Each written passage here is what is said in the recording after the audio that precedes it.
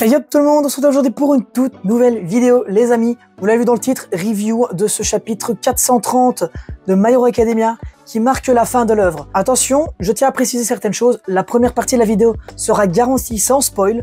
La deuxième partie de la vidéo, je vous préviendrai à partir du moment où je commencerai à spoiler. Pour ceux qui ne sont pas à jour sur les tomes ou sur l'animé, ne vous en faites pas, vous serez au courant. Mais vous pouvez toutefois profiter quand même de l'intro de cette vidéo pour au moins être un peu au courant de certaines choses, rien concernant le chapitre, mais concernant l'œuvre globale. Ce 4 août 2024 marque, après 10 ans de sérialisation, la fin du manga My Hero Academia. On est pour le moment dans la saison 7 de l'animé, et je pense plus ou moins savoir vers quel moment ça va se terminer, et je pense que du coup il faudrait une 8e saison et dernière saison, ou alors à la limite clôturer ça avec un film en plus, si on veut faire un max de moula moula, si vous voyez ce que je veux dire.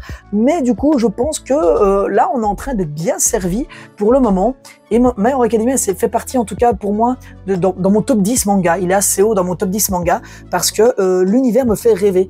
Les personnages sont hyper attachants. Pour moi le point fort de My Hero Academia, c'est son développement de personnages, que ce soit du point de vue des héros ou des points de vue des vilains. Il y a forcément des personnages auxquels on peut vraiment s'identifier et qui sont vraiment incroyables.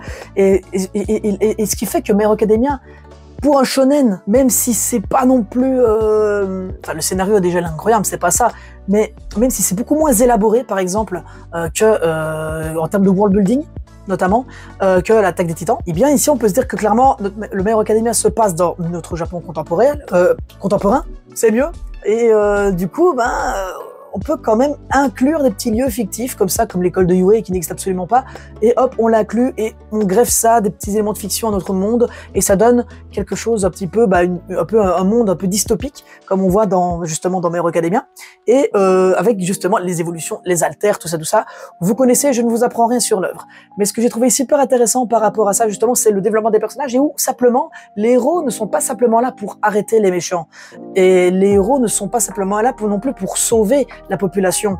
On a notre Deku national, justement, qui lui, il ne veut pas simplement sauver les gens, il ne veut pas simplement arrêter les vilains, il veut aussi sauver le vilain, parce qu'il est persuadé, Deku, selon sa philosophie en tout cas, que les vilains ne sont pas nés vilains, ils le sont devenus, que ce soit par rapport à tous les problèmes de la société, notamment la société super-héroïque, qui est très discutable, notamment par rapport à l'excès de pouvoir qu'on leur accorde, que certains sont un peu imbus de leur personne, qu'on discrimine énormément ceux qui ont des alters, ceux qui n'en ont pas, et qu'il y a vraiment ce rejet dans la société.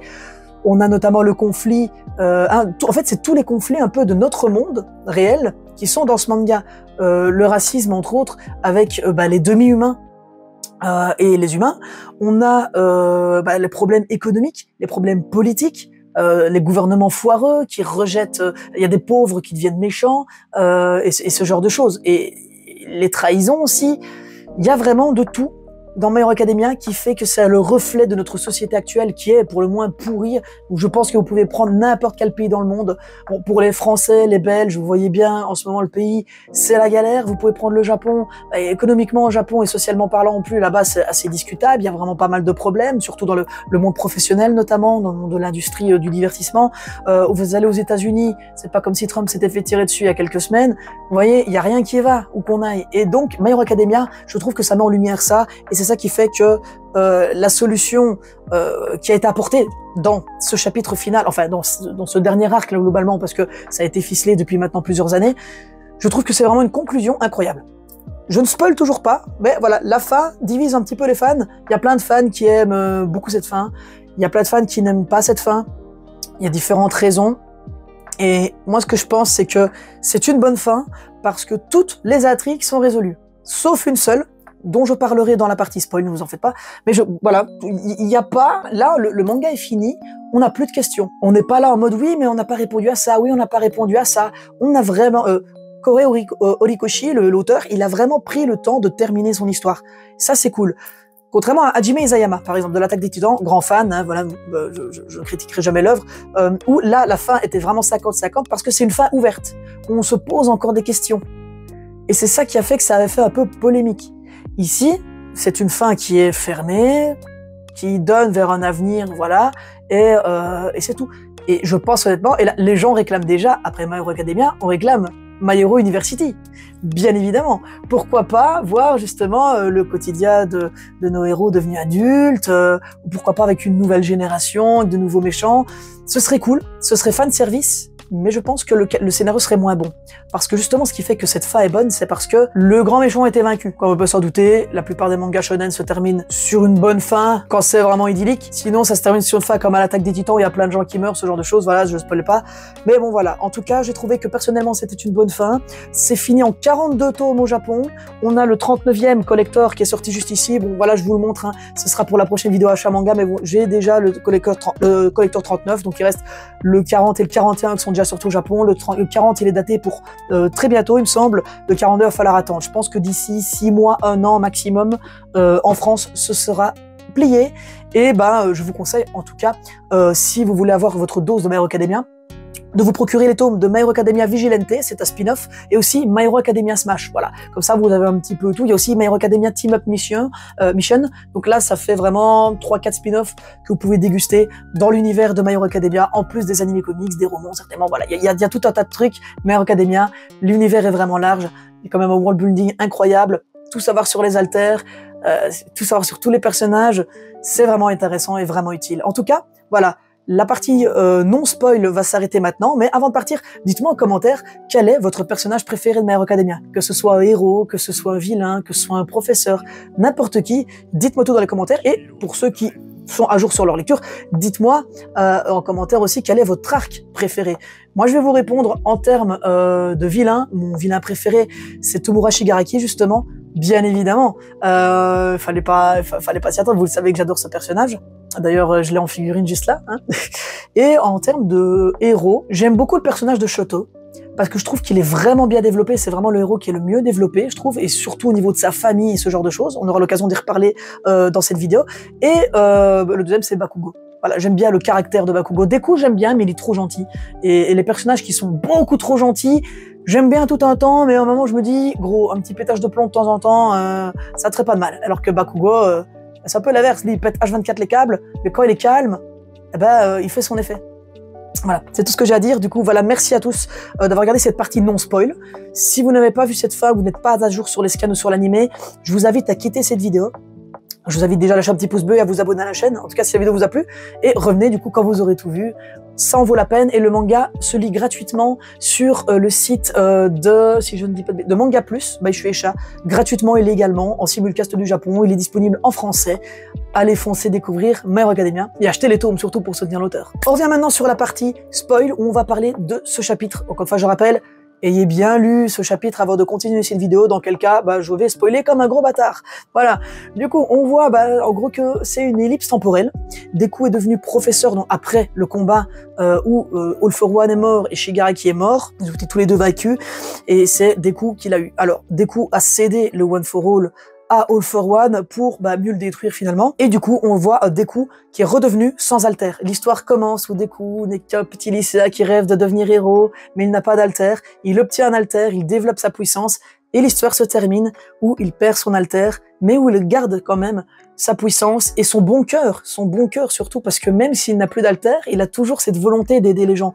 Et ça, c'est génial, c'est vraiment génial. L'histoire se termine telle qu'elle a commencé, et j'aime beaucoup ce genre de parallèle dans les mangas en général. Donc, ellipse temporelle de 8 ans, on voit ce qui est devenu tout un peu nos amis de Yue, on va dire tous les personnages. Donc déjà le monde essaie de se rebâtir sans refaire les mêmes erreurs. On voit qu'à un moment dans le chapitre précédent, il y a potentiellement un personnage avec un alter qui a l'air un peu cheaté, qui aurait très bien pu à tout moment devenir un nouvel antagoniste super méchant, et hop, c'est reparti. Et non, finalement, le monde a appris de ses erreurs et on lui a tendu la main, ce qui fait qu'en fait, ce méchant, ce personnage mystérieux, qui avait l'air de détester énormément la société, ne deviendra pas méchant. Et donc, le monde se rebâtit sur des bases beaucoup plus saines, il y a beaucoup moins de criminalité, il y a quand même pas mal de héros en moins, il n'y en a plus besoin d'autant de héros si la criminalité n'est plus là.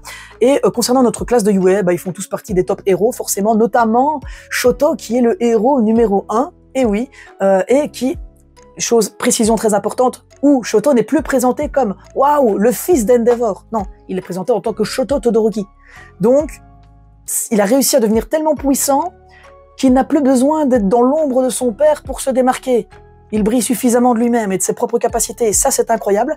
Et on a Bakugo qui, je pense, est entre numéro 1 et numéro 2, à mon avis, mais son caractère, où il commence à insulter ses fans, fait qu'il dégringole dans le classement, comme nous l'a dit Eraserhead.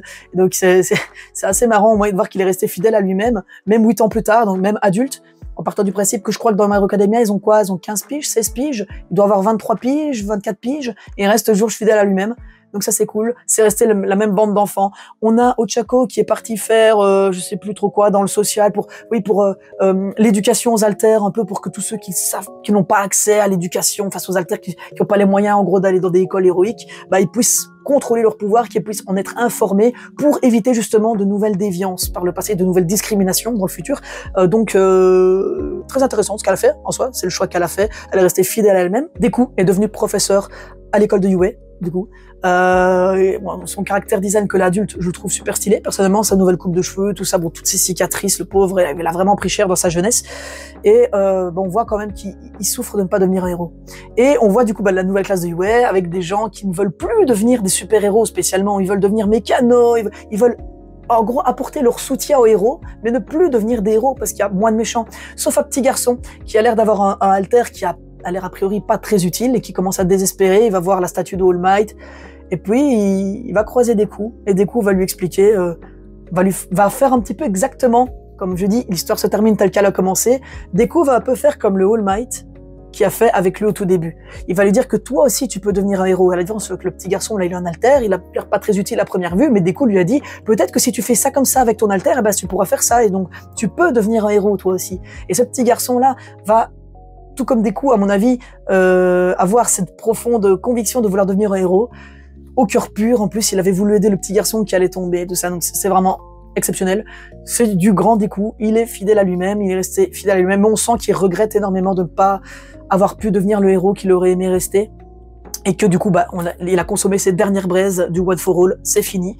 Et on a, sur la toute fin, à All Might, qui va lui dire en fait ouais on a financé un gros projet Bakugo tout ça et compagnie parce que on voulait pas te laisser sur la touche comme ça et donc il va avoir un équipement un peu comme All Might avait dans la bataille finale contre All for One, équipement qui aura su faire la différence hein. Il aura su gagner pas mal de temps face à All for One, il aura su lui affliger quand même pas mal de dégâts et donc Deku peut redevenir un héros même s'il n'a plus le One for All, il a quand même une mémoire corporelle, il a quand même travaillé son corps, il a dû entraîner énormément son corps pour pouvoir